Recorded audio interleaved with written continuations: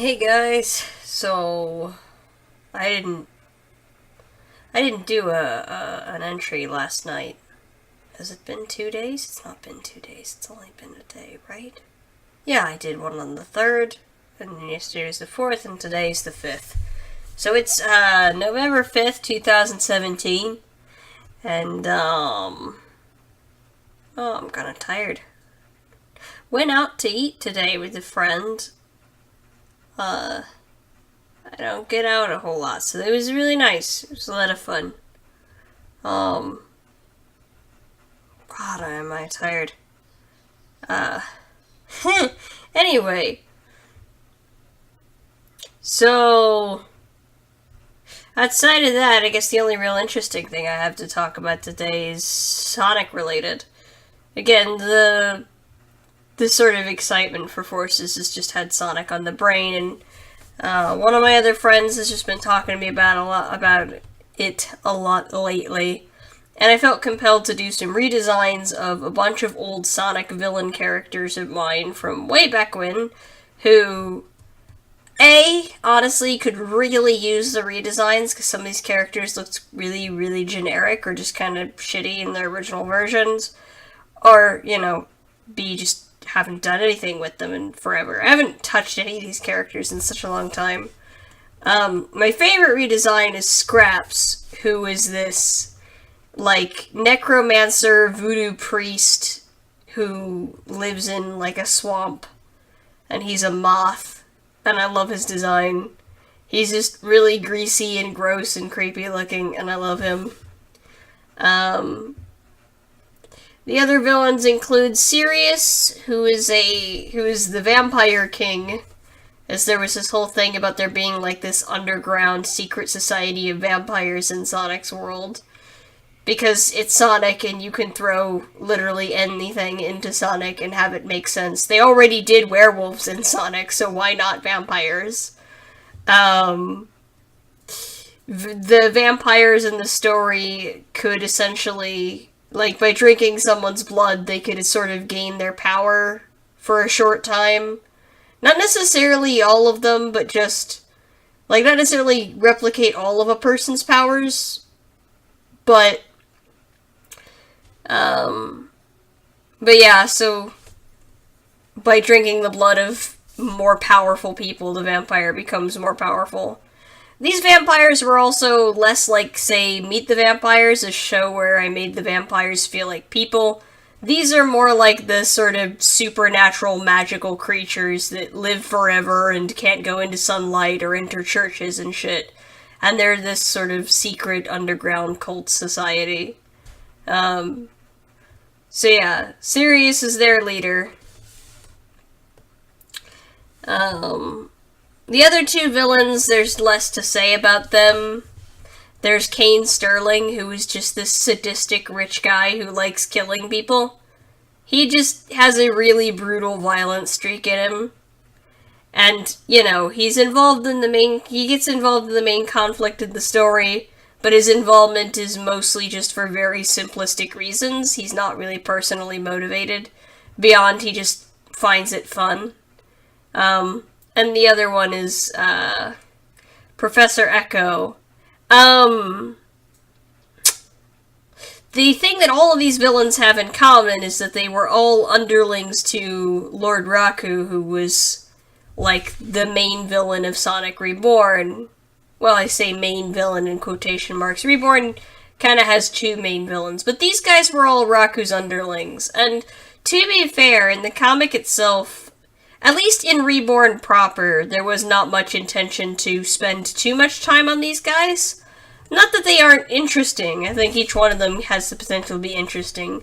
And they all do stuff in the story, but they are, at the end of the day, underlings. But I do think there's something kind of fun about having his underlings be these sort of kind of crazy, colorful villains. Each one has their own little gimmick. I don't know, that just feels very Sonic-y, a very Sonic-y thing to do. You put together a 5-bad band, and, you just want each character. Sonic has this habit of sort of, having a character for almost every trope.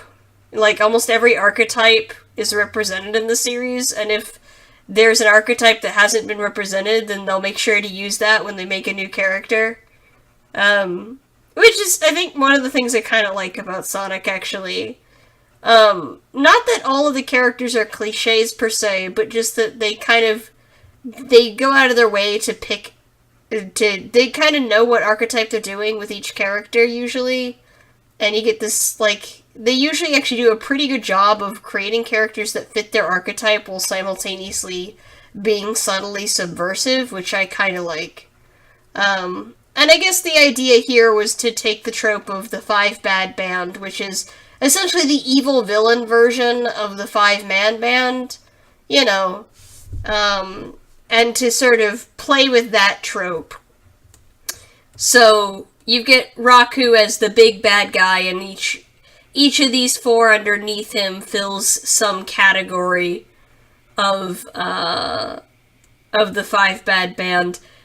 The two that don't quite fit as smoothly into this trope are Professor Echo and Scraps, because typically in a five bad band, Echo would be the dark chick archetype. Like, she would essentially be the token chick villain, right? Except she's the mad scientist instead. She's the evil genius, not the dark chick. I mean, she is a chick, and I guess she technically is a dark chick, because the dark chick is such a vague identifier that it really says absolutely nothing about, like, her role. So, I mean, technically she is, like, a dark chick, but she's not... That's not her role within the group. Within the group, she's the evil genius. That's her role. But I would say the dark chick role actually goes to Scraps, despite being a dude and not being particularly sexy, as the dark chick is also usually defined by being, like, really sexy. Scraps is not particularly, but I say he fits the dark chick role because he does fit some of the other categories for the archetype in ways that I'm not sure I want to say, because I feel like that's spoilers. Unless you guys don't care about spoilers. If you don't care about spoilers, then I guess you can keep listening. Well, for one, Scraps is a manipulative character, which is part of the Dark Chick character, is being emotionally manipulative, and he's actually the only one in the group who does this. None of the other characters do. I mean, Kane's not really emotionally manipulative. The dude's honestly pretty simple. He's not exactly the smartest guy on the team. He just, you know, he's just a sociopath.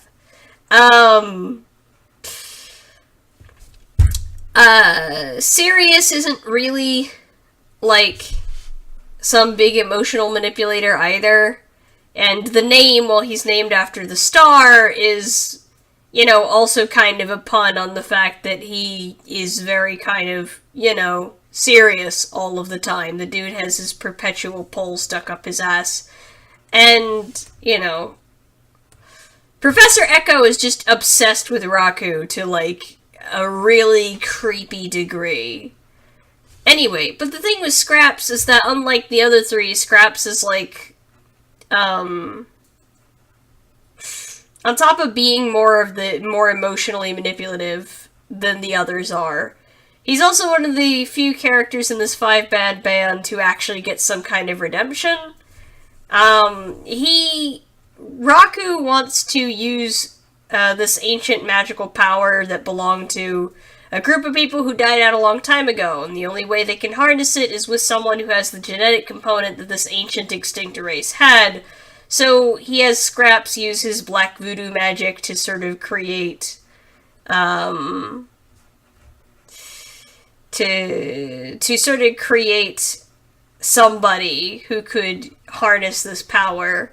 This character ends up being Minos, or Minos. I actually don't know how that name is supposed to be pronounced. I always said Minos, but I've heard someone else say Minos. Anyway, Minos is created using Raku's DNA and the bone, like Raku's blood and the bones of one of these ancient people or whatever. And like, he's a kid at first, he's a baby at first, and he leaves the baby with Scraps for Scraps to take care of, with the intention of trying to use it when it gets older.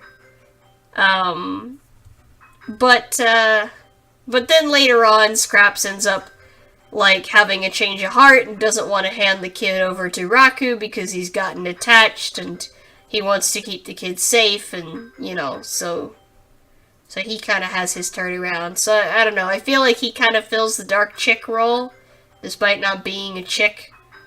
But to be honest, if you read the TV Tropes article on the 5 Bad Band, the dark chick doesn't really have a whole lot in terms of identifying qualities outside of being female and being sexy.